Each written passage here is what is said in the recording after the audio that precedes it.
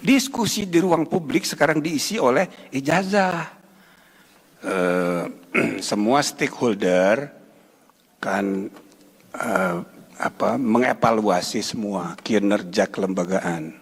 Maka struktur penting bagi orang yang berpikir strukturalis. Perubahan kebudayaan bernegara itu disebabkan oleh struktur. Kalau ada yang berpendapat bahwa struktur tidak penting, lah itu alirannya. Aliran ilmu sosial yang berpikirnya kayak begitu, itu banyak. Maka kita mendahulukan pendidikan untuk mengubah watak bangsa, pendidikan.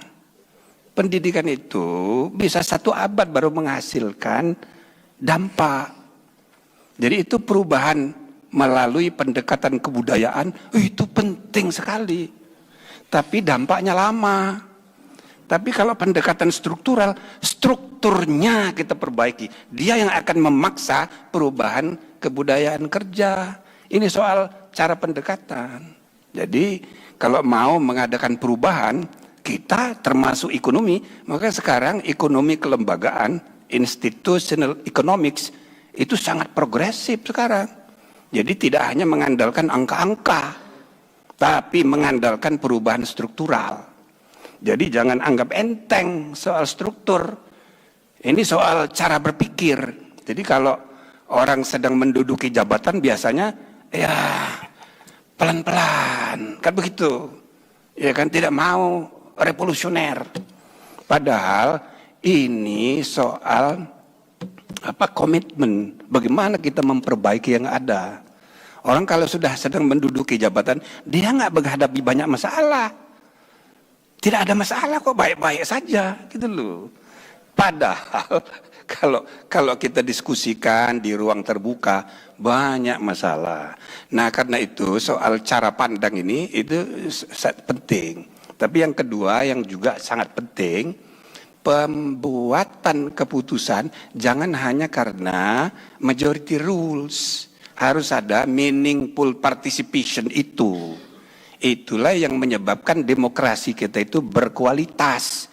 Kalau hanya membuat keputusan berdasarkan hasil pemilu kuantitatif, kita ini demokrasi, kata orang, the third largest demokrasi. Bagi saya no. Indonesia now is the first largest democracy in the world. Why? Yang penting dalam demokrasi itu memilih kepala negara. Dari segi pemilihan kepala negara, presiden kita, 6 presiden di seluruh dunia, 3 diantaranya yang tertinggi dipilih oleh rakyatnya adalah dari Indonesia. Nomor 1 Prabowo 2024, nomor 2 Jokowi 2019, nomor 6 disusul oleh Putin nomor 5, nomor 6 adalah SBY. 3 presiden yang dipilih terbanyak oleh rakyatnya di seluruh dunia. Maka secara kuantitatif Indonesia is the first largest democracy. But dari segi kualitasnya kita masih di ranking 59.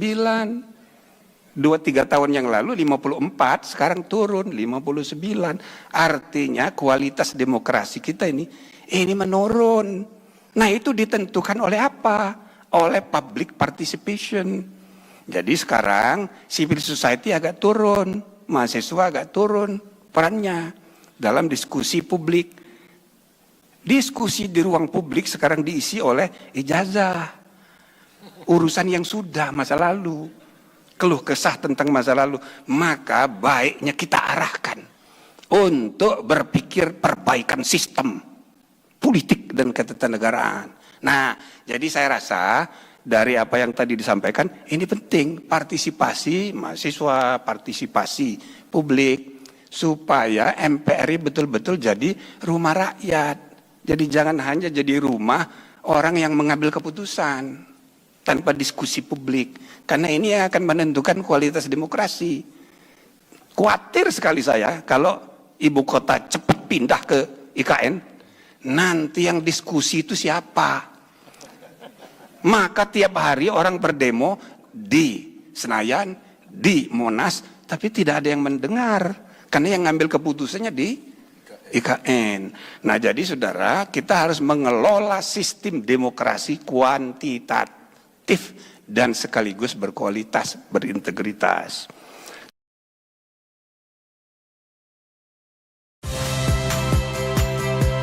Saya Friska Clarissa.